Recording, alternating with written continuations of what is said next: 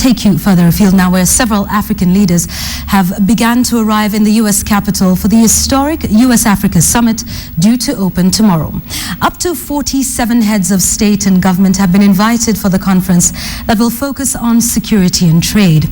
President Uhuru Kenyatta left the country this afternoon for the U.S. His visit will focus on strengthening ties between the U.S. and Kenya in trade, capital investment, infrastructure, energy and security.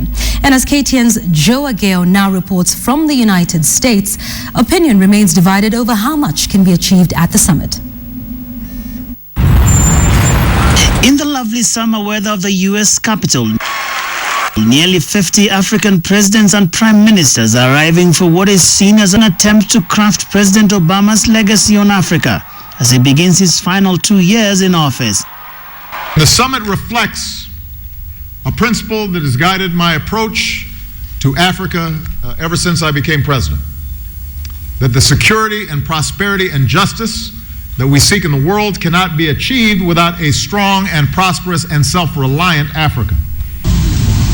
Kenya's Foreign Affairs Cabinet Secretary Amina Mohamed, who will be by President Uhuru's side here in Washington, says this will not be a begging mission for Africa. It's really time, it's long overdue that we move this relationship to the economic sphere, right, where we can reap benefits and it can be almost a partnership. The US-Africa summit comes in the wake of what analysts have called a new scramble for Africa, as the West seeks a response to a Chinese onslaught on the continent.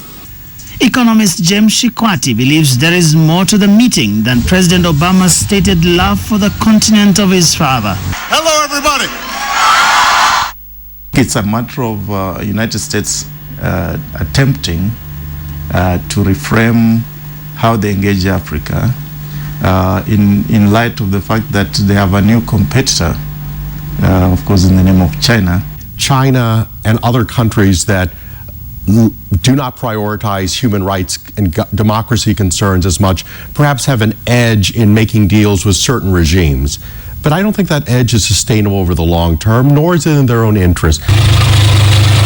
Also on the agenda of the meeting is peace and regional security. South Sudan in crisis at the moment, but this is quite distinct from what Somalia has been experiencing, and it's quite distinct from what Kenya is experiencing right now. The US has constructed, right, a whole series of not just instruments that deal with terrorism, but also methods of dealing with terrorism.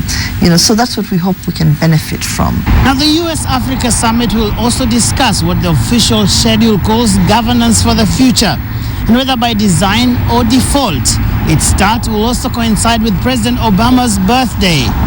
But many analysts here say there won't be any goodies being dished out, at least not now. Joe Ageo, KTN in the United States of America.